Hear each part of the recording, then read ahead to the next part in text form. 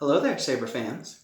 Today I just want to briefly kind of give you some tips on how you can balance your Neopixel saber from Crimson Dawn, or really any of the LGT suppliers like Dark Wolf sabers, Rebel sabers, Fire sabers. I think they all are starting to sell these Neopixel Profi, or even just their like Neocore non-Profi sabers. But they're all going to have this blade which has the LEDs in here.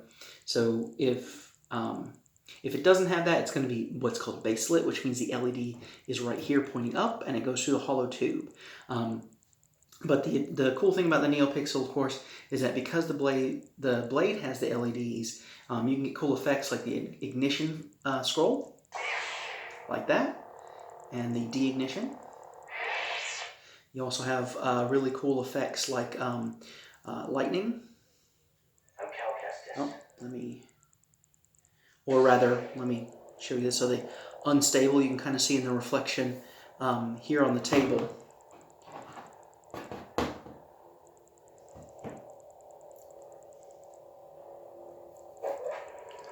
And then there's your lighting. So that's what's cool about the Neopixel for that. Now the other the downside in my mind with the Neopixel blades over the baselit is that one, the blade's much more expensive. So even though it's thick-walled, you can certainly duel with it. I personally wouldn't, just because it's a lot to replace. And you can really go a lot harder with the baselit, because just an empty tube is a lot cheaper to replace. The other thing, even if you're not going to duel with this, but you're going to do some spinning, because there's so much weight on this, because it is a thick wall blade and because all the LEDs, your balance point on a saber like this, the Antares, is about right there. And actually, this is not a 36-inch blade, which is the default that you usually get. It's actually a 32-inch blade. So when I ordered this, I actually got I put a request in my order notes to make this a 32. So it's about 4 inches shorter. So that's about like that.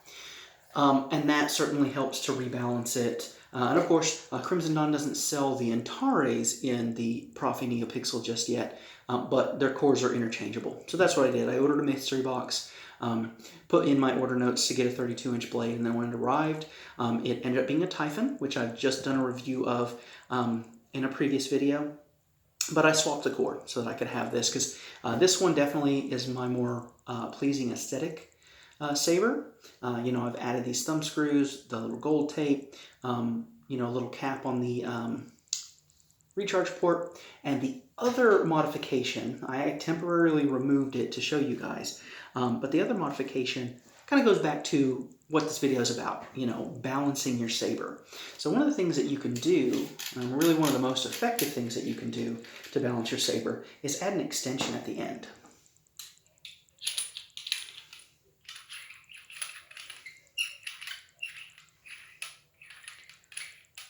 So I've got just this black extension that I've added some foil tape to.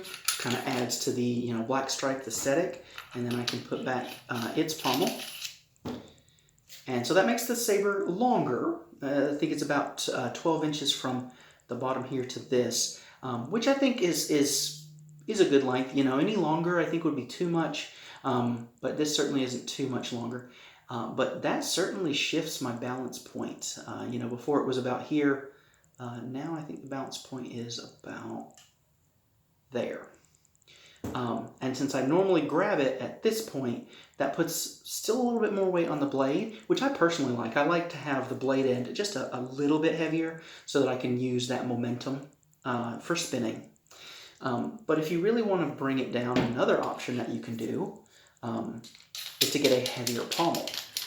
So the Antares pommel here, and of course I put a little bit of foam in there just for reasons, but you can get the Dragoon Lancer pommel, and this one's a noticeably heavier than this. So by putting more of that weight at the end of your saber, it really does bring the balance point back in. So